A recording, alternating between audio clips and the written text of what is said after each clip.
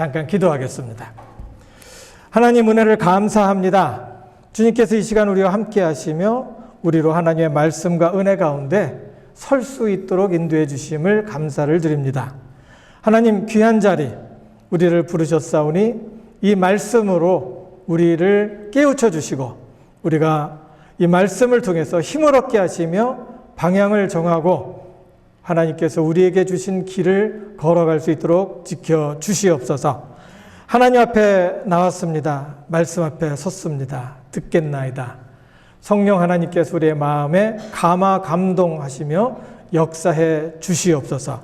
함께 하심을 믿사옵고 우리를 권하신 예수님 이름으로 감사하며 기도드립니다. 아멘.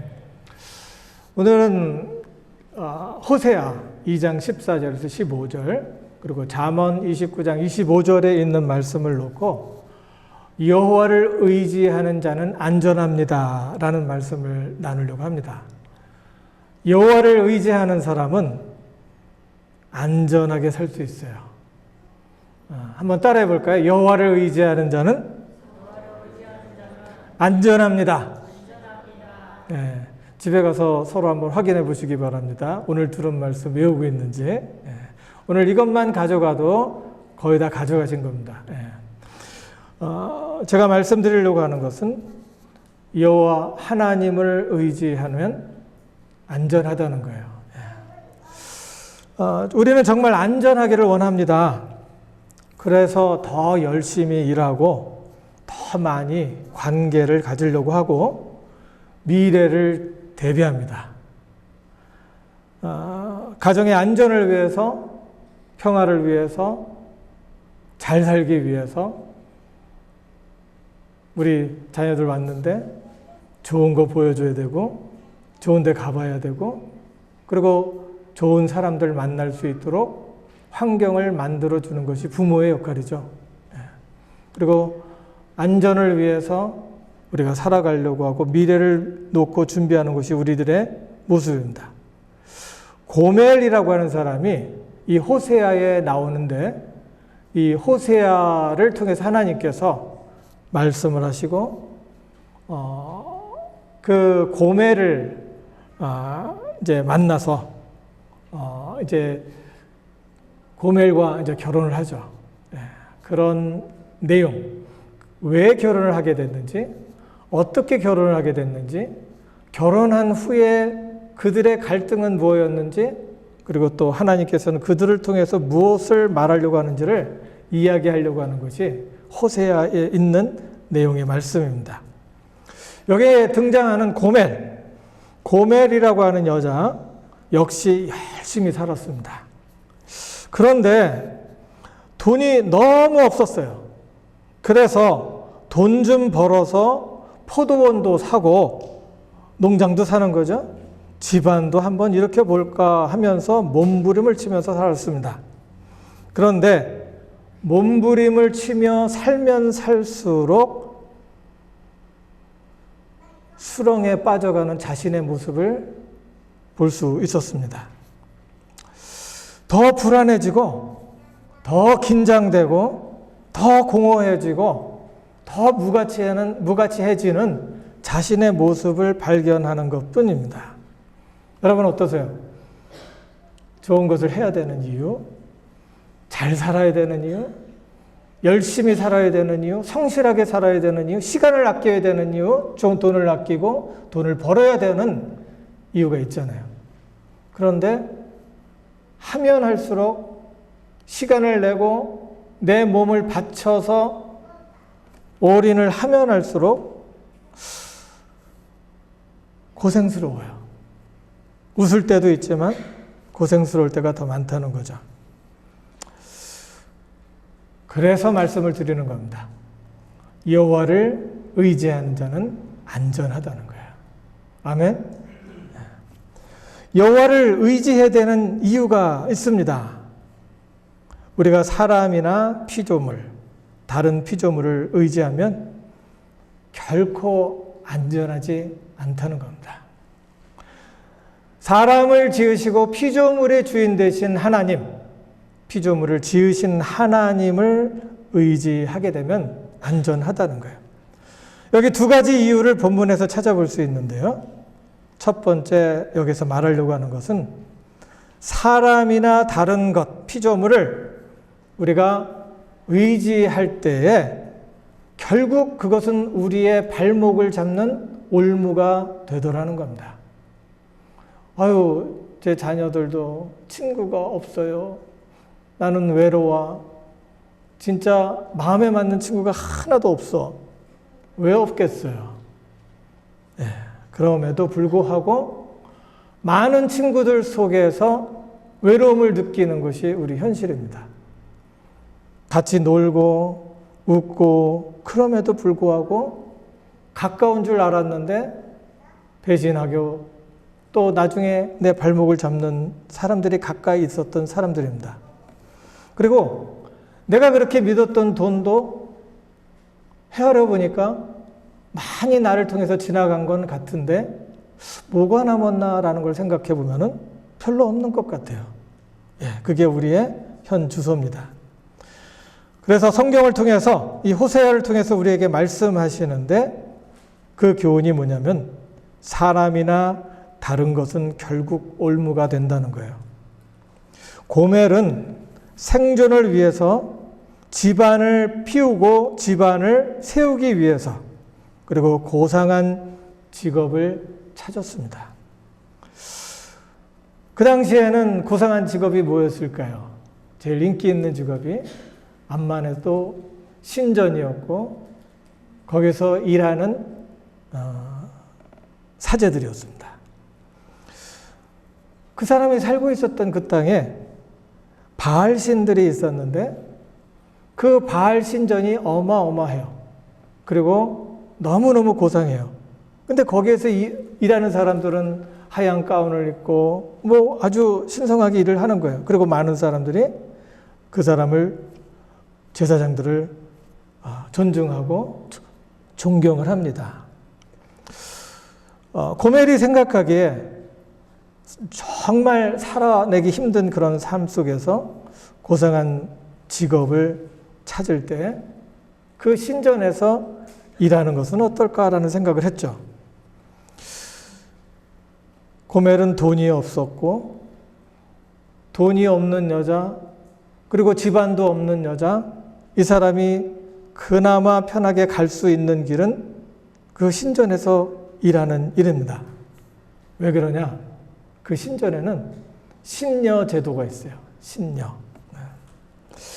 당시 종교 지도자가 사람들을 모으기 위해서 각종 논리를 펴서 사람들을 유혹하는 것이 있었는데 그것이 신전에 신녀를 두는 겁니다.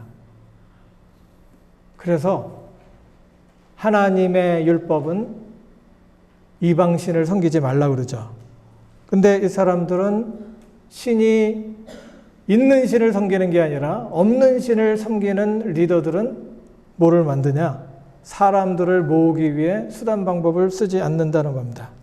그래서 신전에다가 신녀를 두며 여성들을 모집합니다. 논리가 있습니다. 사람들이 성적 관계를 통해서 신을 기쁘게 한다는 논리입니다. 신을 기쁘게 하면 신이 다산의 축복을 준다는 겁니다. 바알신, 풍요의 신이에요. 그리고 여성신이 있는데 그 신을 기쁘게 하면 성적인 것을 통해서 올게즘 그것을 통해서 신을 기쁘게 하면 신이 축복을 준다는 거예요. 얼마나 좋겠어요. 혈기왕성한 사람들이 그런 것들을 보면서 신적인 일도 하고 그리고 신도 섬기고.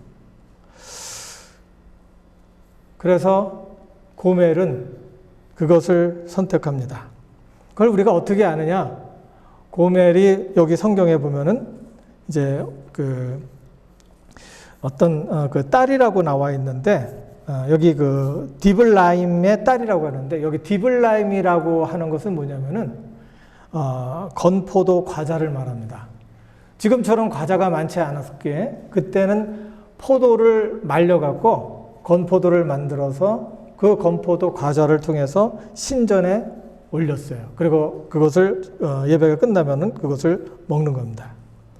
그것을 올렸고 그것은 이제 뭐를 상징하냐면은 이방신의 제물로 드리는 것과 아주 관련이 있던 것을 얘기를 하고 거기에는 쾌락을 이야기를 합니다. 그래서 이 고멜이 신녀가 아니었을까라는 추측을 할 수가 있는 겁니다. 고멜은 그곳에 가서 신전에서 또 자신의 몸을 드리면서 많은 사람들의 마음을 기쁘게 하고 그것이 신에게 드리는 뭔가라고 생각을 했고 그것이 고상한 자비라고 생각을 했는데 그 마음속에는 불편한 거예요. 이거 아닌데 하나님께서 그 양심을 줬기 때문에 아무리 좋은 목표가 있고 좋은 목적이 있다고 하더라도 방법이 틀리면 양심의 가책을 갖게 되는 겁니다. 그래서 이방신을 섬기지 말라는 거예요. 다른 데 가서 기웃거리면서 마음을 주지 말라는 거예요. 하나님이 아닌 다른 세상 사람들을 기웃거리다가 어디에 걸렸어요? 말씀드렸죠? 올무에 걸린 겁니다. 살기 위해서 몸부림치지만 마음의 부담은 그녀의 발을 붙잡습니다.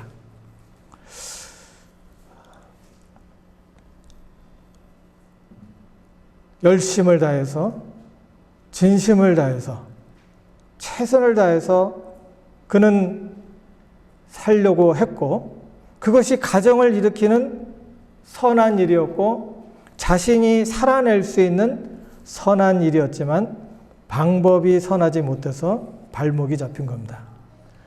하나님 없는 생존의 몸부림은 결국 우리의 발목을 잡고 고생하며 유리하게 한다는 겁니다. 이게 하나님 말씀이에요.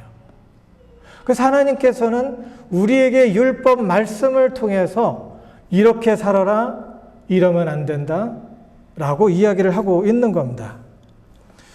그러면 그 마음속에 갈등이 생기죠.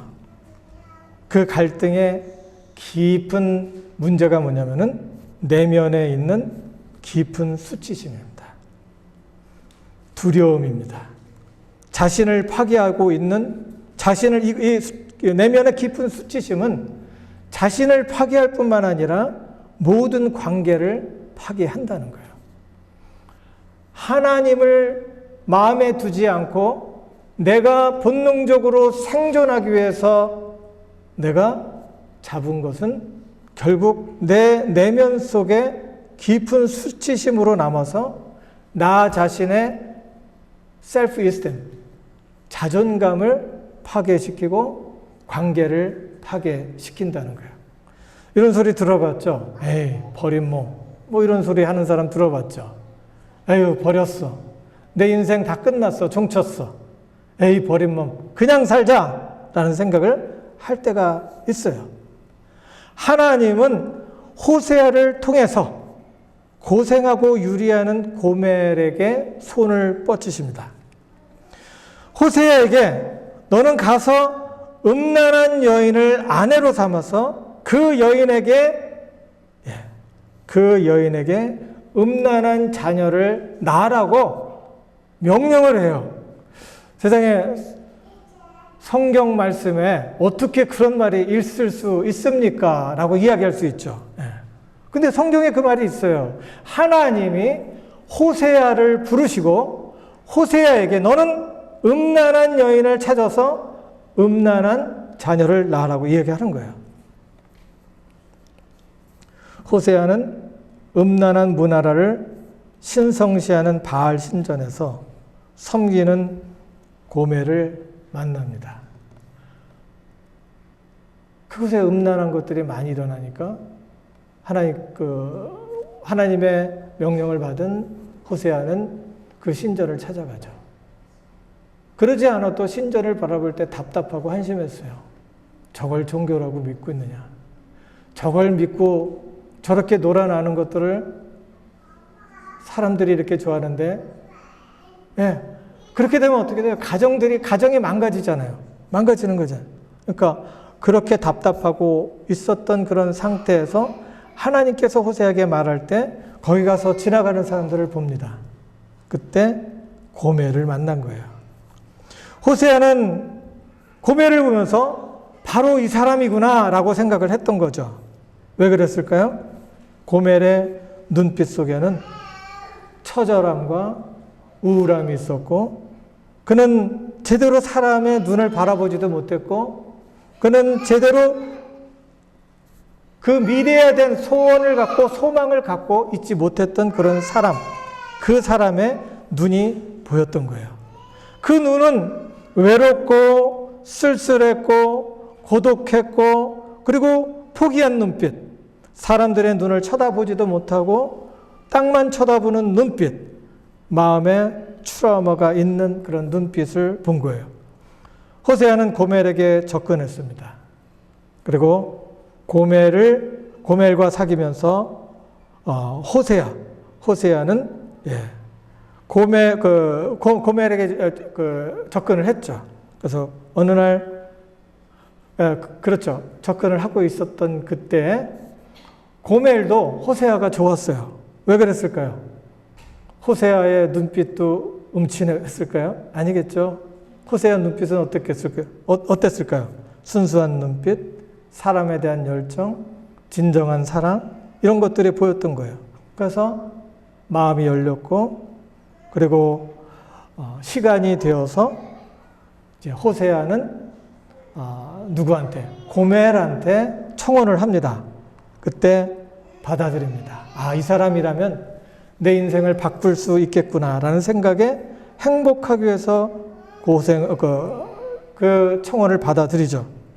그런데 여기에서 행복으로 끝나지 않습니다. 제2막의 연극으로 들어갑니다. 여기에서 고멜은 수치감으로 고생을 하게 되는 겁니다. 뇌에서 수치감의 그 느낌을 받을 때는 모든 관계의 회로를 다 차단해 버립니다. 깊은 수치심은 호세아의 사랑을 받아들이지 못하게 한다는 거예요. 지금까지 순수한 사랑을 받아보지 못했는데, 그리고 항상 배신감을 갖고 자기는 이용당했어요. 그리고 이 사람은 끝까지 사랑이 가는 것을 느낄 수가 없었어요. 그래서 자기는 평상시에 무슨 생각을 하게 되냐면 사랑받을 수 있는 자격이 없는 사람이다 라는 생각을 하면서 살게 된 겁니다. 그러려면 사랑받을 자격이 없고 이 사랑이 끝까지 가지 못한다고 하면 내가 관두자. 그래서 내가 먼저 끝낼래. 그러면서 그 관계를 끊어버리는 겁니다. 어때요? 이런 시나리오가 많이 있죠. 누군가 나를 사랑해 주는데, 누군가 나에게 어떤 열성을 갖고 적극적으로 나에게 와줄 때 그것을 순수하게 받아들이지 못하는 이유가 있죠. 나에게 사랑은 뭐예요? 상처였고 이 사랑이 끝까지 간 사람을 내가 본 적이 없어요. 그래서 이 고멜은 그것으로 먼저 끝내려고 하면서 자꾸 사랑하고 싶었던 호세아를 떠나게 됩니다. 이걸 뭐라고 그러냐면 회피형 애착이라고 그래요. 지금도 그것으로 고민하는 사람들이 많이 있어요. 고생하는 사람들이 많이 있어요. 우리 젊은 사람들도 이렇게 이야기를 들어보면요.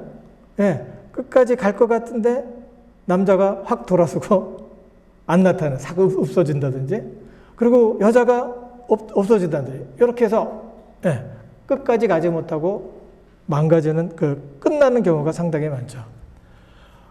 많은 사람들이 자기 자신에서 해내지 못했던 그런 일들로 인해서 자기 자신의 마음 깊은 곳에 수치감이 있고 창피한 것이 있고 드러내고 싶지 않은 그런 것들이 있다는 거예요. 그것으로 인해서 깊은 관계에 들어가지 못한다는 거죠. 나에게 사랑은 상처일 뿐이야. 그리고 내가 사람들과 같이 갈 수 있는 사람들은 아무도 없어. 단정을 해버리는 거죠. 이런 것이 나를 외롭게 하고 고통스럽게 합니다. 그래서 애정 회피 그런 현상이 일어나고 이런 것은 애정 결핍으로 발전합니다. 그래서 여기에서 그 다음으로 넘어가는 게 뭐냐면은 도파민 중독이라는 거예요. 강렬한 자극을 찾는 겁니다. 내가 느낄 수 없던 그 사랑을 인해서 이것을 보상해 줄 것들을 찾는 거예요. 그래서 평범한 행복은 견디지를 못해요. 그냥 우리 삶이 평범한 것이 행복한 건데, 내가 걸어 다니는 것이 행복한 건데, 병원에 가본 사람은 알아요. 병원에서 1년 동안 일을 하다 보니까 서서 돌아다니는 것이 기적이에요. 서서 돌아다니는 게.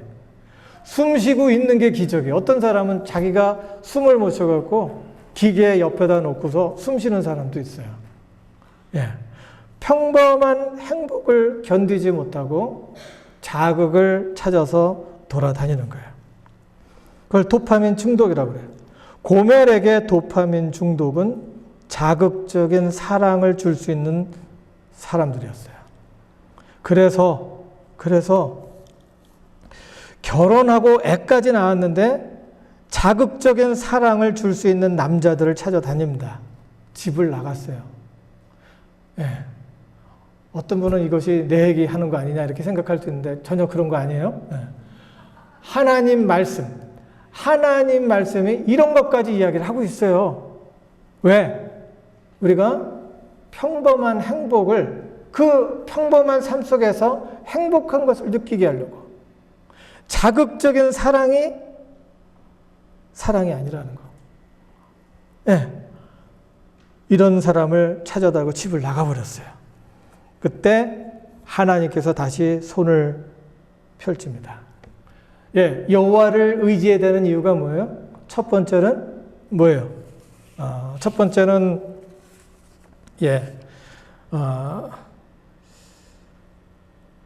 사랑받을 수 없다는 그 수치감 때문이에요.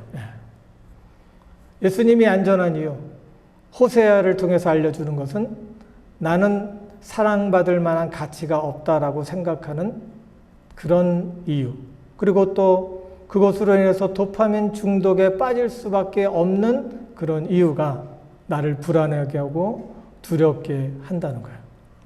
두 번째, 여기에서 말씀을 통해서 우리에게 주는 것은 뭐냐면은 어떻게 하나님께서는 하나님을 의지하도록 우리에게 다가오시는가라는 질문에 대한 대답이에요. 하나님께서 고멜에게 손을 펼치십니다. 누구를 통해서? 호세아를 통해서. 그 방법을 이 호세아를 통해서 보여주고 있는 거예요. 호세아를 통해서 고멜이 지금 나갔는데 고멜에게 다시 가서 은 15개와 반 호멜을 주고 몸값을 사갖고 다시 데려오라는 거예요. 그러니까 그 많은 돈을 들여갖고 호세아가 고멜을 찾아서 몸값을 주고 다시 찾아옵니다. 이게 뭐를 얘기하냐면은 하나님께서 우리를 찾고 하나님을 의지하게 할 때 하나님께서 어떤 매직을 통해서 나한테 오면 내가 새롭게 해줄 거야. 이게 아니에요. 하나님께서는 손수 값을 치르신다는 거예요. 공짜가 없어요. 공짜가 있는 거 봤어요? 내가 가서 길가에서 돈을 주웠어요. 이게 공짜일까요? 내 입장에서 보면 공짜겠죠. 그런데 그거는 누군가 만들어 놓은 열매였고 그 돈은 누군가 수고했던 거고 누군가 잠도 못 자고 일을 했던 것에 대한 보상이에요. 그것을 주셨을 뿐이에요. 공짜가 없어요. 하나님도 하나님의 세계를 이끌어 가는데 하나님께서 창조의 질서를 따라서 악은 심판하고 의는 하나님께서 올리시는 거예요. 거룩한 하나님과 교제를 할 수 있는 거예요. 하나님께서 악을 심판을 하시는 그 창조의 원리대로 세상을 살게 하니까 누군가 그 악에 대한 보상을 치러야 되는 거예요.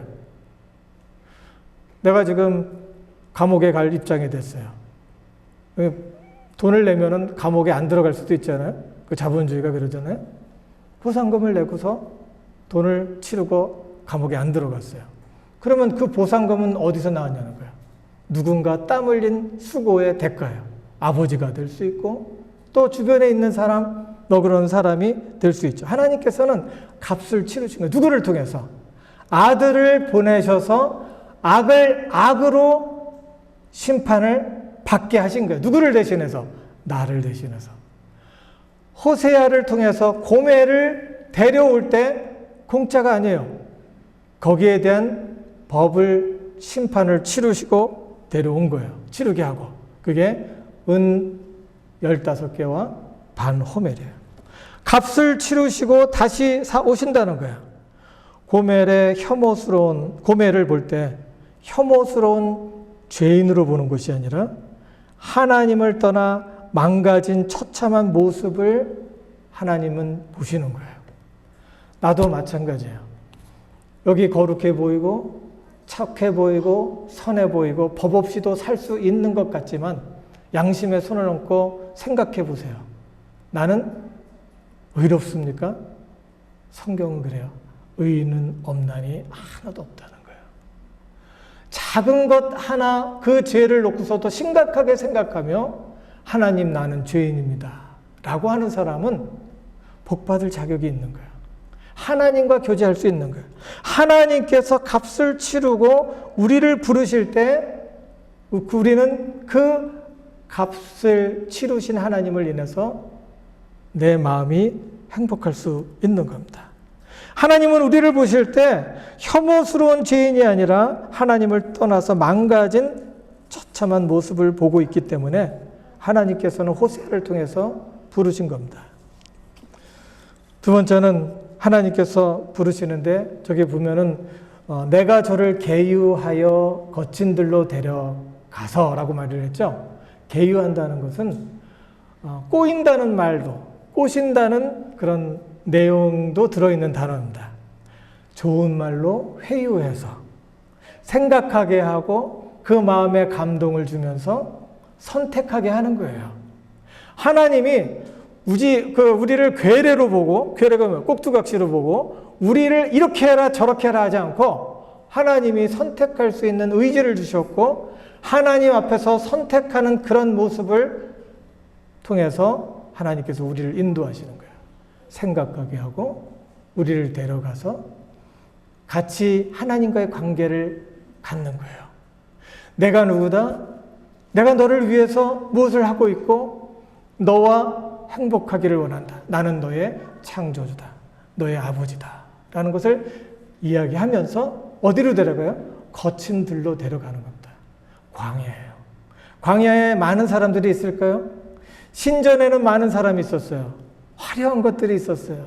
아름다운 여인들이 있었고 또 많은 그 먹을 것도 있었고 많은 사람들이 꼬여 있었던 곳이. 근데 광야는 아무도 없어요.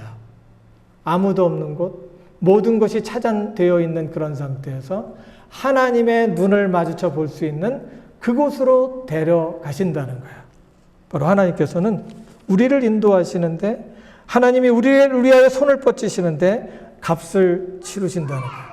내가 지금까지 아무리 잘못을 했다고 해도 하나님께서는 그래, 내가 너를 안다. 내가 너를 위해서 값을 치렀다. 라는 것을 믿으셔야 돼요. 우리는 내가 무엇을 잘했기 때문에 하나님께서 나를 거룩하게 보시는 게 아니에요. 그래서 내가 선한 일을 했기 때문에 하나님께서 공을 많이 들였기 때문에 내 기도를 들어주시는 게 아니에요.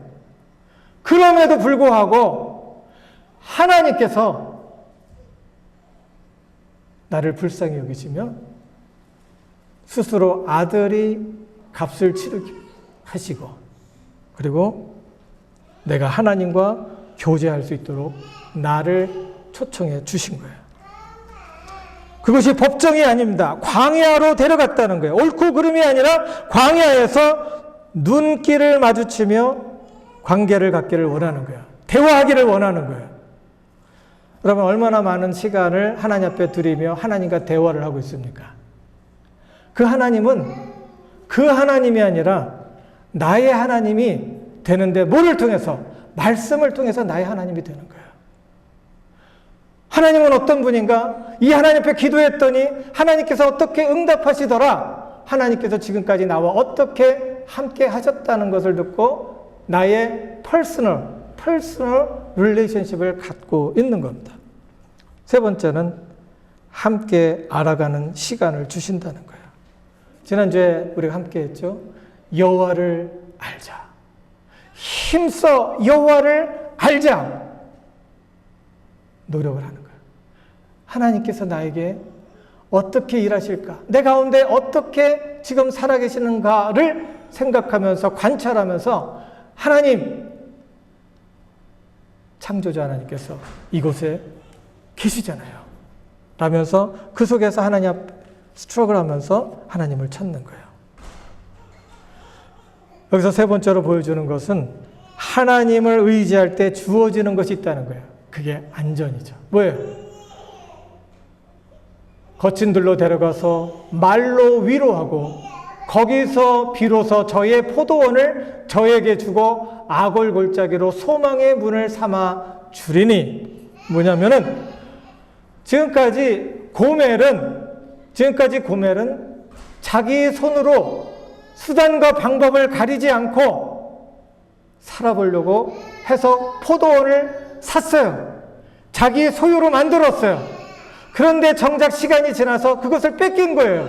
그러나 하나님을 의지하고 하나님과의 만남 속에서 그 마음이 회복되면서 하나님께서 회복시킬 때 그 하나님께서 다시 찾을 수 있는 마음에 힘을 주시고 지혜를 주셔서 이런 모든 것들을 회복시켜 주셨다는 거예요. 저에게 주고 악을 골짜기로 소망의 문을 삼아 준다는 건 뭐냐면은, 여기서 악을 골짜기를 뭐냐면은, 악을 골짜기에서 이스라엘 사람들은 비참한 현실에 당면했었습니다. 여리고성을 무너뜨리고 악을 골짜기, 그리고 그 다음 성에서는 이길 줄 알았어요. 그런데 그곳에서 터무니없이 깨지고 나서 울면서 하나님 앞에 나갑니다. 그래서 그들의 죄악을 하나님 앞에 해결하고 이제 거기에서 아간이라는 사람을 찾아내고 죄의 뿌리, 죄의 씨, 죄의 시작 아간이라는 사람을 찾아내고 그곳에다 악을 골짜기에다가 아가를 죄의 시작을 버립니다. 악을 골짜기는 절망의 순간이고, 그리고 악을 골짜기는 뭐였냐면은 그들의 절망을 기억하게 하는 거예요. 아주 죽을 것 같은 그런 절망과, 그리고 그 땅 밑에까지 떨어졌던 그런 모습, 비참했던 그런 모습을 생각나게 하는 거예요. 이 고멜에게 악을 골짜기로 소망의 문을 삼아준다는 것은 뭐냐면은 내가 실패했었던 그 자리가 이제 희망을 볼 수 있는 그 자리가 될 수 있도록 해 주신다는 겁니다. 내가 지금 어떤 골짜기를 지나고 있어요? 내가 지금 어떻게 살아가고 있습니까? 내가 지금 힘든 순간을 가고 있어요? 하나님과 함께하며 하나님을 의지할 때에 하나님께서 그곳에서 희망을 보게 하신다는 거예요. 왜? 사망의 음침한 골짜기를 다닐지라도 내가 해를 두려워하지 않을 것은 주께서 나와 함께 하심이라. 주님께서 나와 함께 고민하시고 생각하고 길을 모색하고 그리고 그 가운데 함께함으로 하나님의 희망의 꽃을 피우기를 원하는 것이 바로 내가 있는 지금 고생하고 있는 악을 골짜기예요. 그것이 소망의 문이 되도록 해주신다는 겁니다. 하나님을 의지할 때 우리는 소망의 골짜기가 그곳에서 악을 골짜기 속에서 소망의 문을 우리가 보게 된다는 겁니다. 이를 위해서 우리가 해야 될 것이 뭐냐면은 비참함을 인정하라는 거예요.